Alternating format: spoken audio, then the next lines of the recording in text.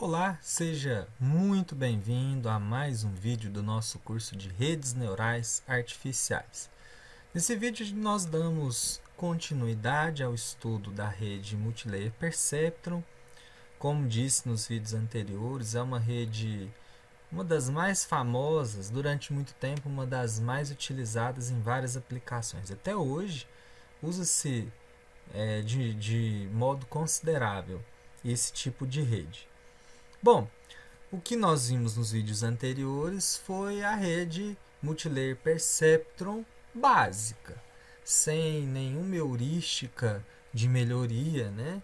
Sem nenhuma preocupação em ganho de performance da rede Multilayer Perceptron. O objetivo desse vídeo e do próximo é abordar questões, aspectos que podem melhorar o desempenho. Falando em melhoria de desempenho, a gente pode tanto conseguir taxas de acerto melhores, como a gente pode conseguir também uma velocidade do treinamento, a gente costuma chamar de convergência mais acelerada, porque muitas das vezes um treinamento muito extenso ele pode tornar a aplicação desse tipo de rede inviável dependendo da aplicação. Bom, primeira coisa importante de falar é sobre as amostras de treinamento. Então, quanto mais amostras você tiver, melhor é. Isso eu já até comentei em outros vídeos. Isso aqui lembra muito a parte da estatística, né? Quanto mais amostras você tende a ter um resultado mais confiável, você reduz o erro padrão. Aqui não é diferente. Quanto mais amostras você tiver, obviamente que você vai ter um treinamento mais demorado, porém a performance da rede na classificação vai ser melhor. Em problemas de reconhecimento de padrões, principalmente, é muito interessante que para cada classe você tenha várias amostras. São as repetições. Isso vai fazendo com que a rede consiga apropriar de informações dentro de cada classe e consiga trabalhar com as variabilidades dentro da classe. Então, quanto mais, melhor. É importante identificar as amostras que contêm maior erro de treinamento. Então, ela é de uma classe, mas ela tem tanto erro que talvez ela possa tender a aparecer com a amostra de outra classe. Isso você faz com que a rede se aproprie dessas diferenças, e isso é considerado por Lecan como a maximização do conteúdo de informação. Então, quando você treina amostras com muito erro, a sua rede vai ficar tolerante a classificar padrões ruidosos, padrões pouco comportados. Um parênteses, Yann LeCun é um dos grandes nomes de redes neurais de inteligência artificial no mundo, tá? Então, tem pesquisas muito significativas, tem contribuído muito para o desenvolvimento dessa área já há muito tempo. Vale a pena conhecer sua obra. Outra coisa muito importante, também indicada por Lecan, é que a ordem com que as amostras de treinamento são apresentadas para a rede em cada ciclo não seja uma ordem fixa nos diferentes ciclos. O ideal é que você apresente essas amostras aleatoriamente, de preferência embaralhando classes diferentes apresentadas uma após a outra, porque isso vai fazendo com que a rede, né, a convergência da rede vai ficando mais uniforme. Então, é mais uma dica com relação a aspectos de ganho de performance da rede. Outra coisa importante é a extração de características, ou seja, né, você tem um conjunto de dados, você quer que a rede seja capaz de classificar classes desses dados, mas você tem que entregar números para a rede. A rede ela recebe números e ela vai trabalhar com aqueles números. Quais números, quais dados, quais informações que você vai apresentar para a rede? Bom, isso exige uma certa dose de estudo, né? Se você tiver um tipo de dado onde muitas pessoas já utilizaram aquele dado para classificação de padrões, pode ser até com outras técnicas, então fica uma tarefa mais fácil. Você pode fazer uma pesquisa e verificar, né, quais características estão sendo extraídas daquele padrão. Agora, se não for um dado conhecido, aí você vai ter que realmente trabalhar um pouquinho nisso. Você vai ter que pesquisar, utilizar talvez técnicas de processamento digital de sinais, de imagens, desde que sejam imagens, né?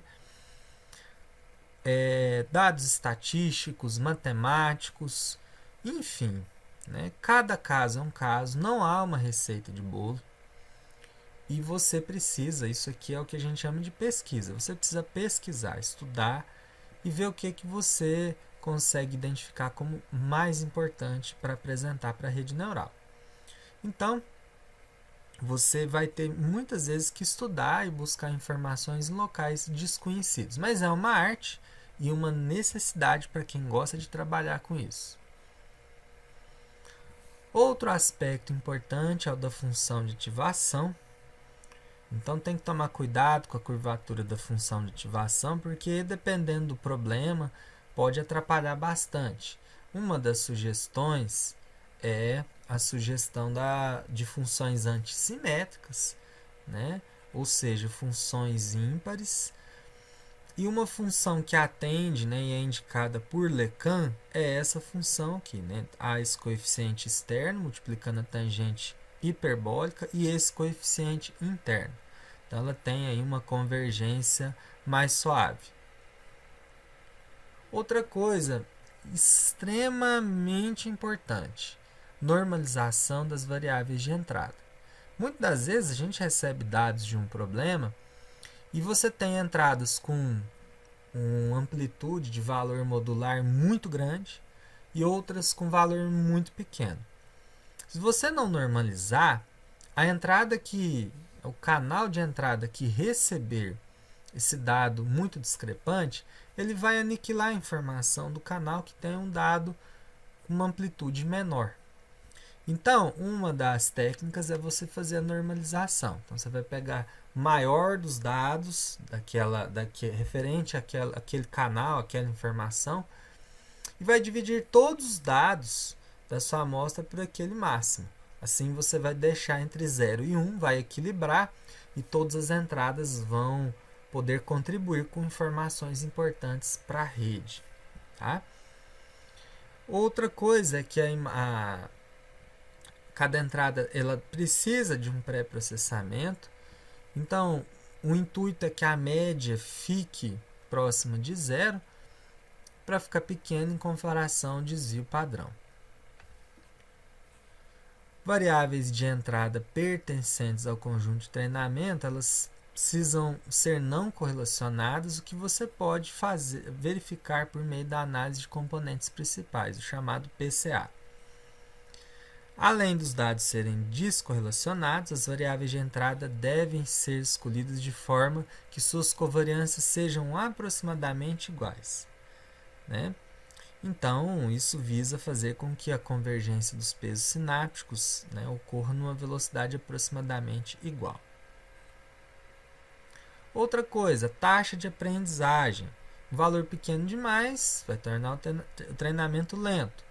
Um valor muito grande vai tornar o treinamento instável, não é benéfico, né? Uma possibilidade interessante é a taxa de aprendizagem adaptativa, ou seja, o valor aumenta ou diminui de acordo com a necessidade. Uma técnica que eu já experimentei e que foi muito eficiente foi a taxa de aprendizagem apresentada por Dampfner e Garcia. Então, eu recomendo você buscar esse autor.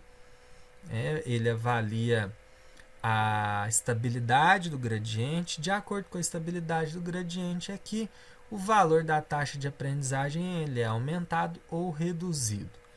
Isso faz com que ganhe assim, vários ciclos a menos no treinamento. Vale muito a pena. Eu recomendo que que está interessado em melhorar a performance do seu próprio código da MLP, que você veja, né, essa proposta de Dampner e Garcia. Há outras também. Dentre as que eu já estudei até hoje, essa aqui funcionou muito bem. Parada antecipada do treinamento, chamado de early stopping. A rede neural, ela treina, né, com base nas amostras de treinamento. Quanto mais ela treina, ela mais se apropria daquelas informações. Só que se treinar demais, é possível que a rede se aproprie daquilo que não faz parte dos dados. Por exemplo, uma sujeira na hora de tirar a foto da imagem, aquilo é um ruído, né? Ou às vezes esse dado está com algum problema. E aí a rede vai ficar tão treinada, tão rigorosa, que qualquer treinamento ligeiramente diferente daqueles que tenham sido apresentados durante a etapa de treinamento não vai ser reconhecido, ou vai ser reconhecido incorretamente. Então, existe uma técnica chamada de early stopping, que você vai medindo um erro paralelo, e à medida que esse erro aumenta, você interrompe o treinamento. Então, funciona como assim, né? Esse fenômeno da rede treinar demais é chamado de overfitting ou overtraining. São esse fenômeno que eu falei. E essa técnica do early stopping consiste em subdividir o seu conjunto em 3 subconjuntos, 60% para fazer treinamento, 20% para fazer validação e 20% para fazer teste, tá? E aí, o que acontece? Você vai treinar a rede com esses dados. Em cada apresentação de amostra, de ciclo, você vai avaliar a rede em relação aos dados de validação, mas você não vai atualizar os pesos com relação a esses dados, você vai apenas calcular um erro com esse conjunto de validação. E à medida que esse erro aqui do conjunto de treinamento, ele sempre cai, ele vai caindo até chegar muito próximo de zero. Ao passo que a partir do momento que a rede ficar treinada demais, começar a ocorrer overfitting, esse erro, ao invés de diminuir, vai começar a aumentar. E aí é onde você interrompe o treinamento. E no fim, né, os outros 20% você usa para testar a rede e aferir o quanto que ela está realmente aprendendo. Então aqui tem um gráfico. Essa curva vermelha é o erro do conjunto de treinamento e essa curva azul é o erro do conjunto de validação. Então, nesse ponto aqui é o ciclo ou época estimada para interromper o treinamento pelo critério do early stop. Bom, chegamos ao fim de mais esse vídeo. No próximo nós continuamos a falar desses aspectos. Eu desejo a você bons estudos e até a próxima.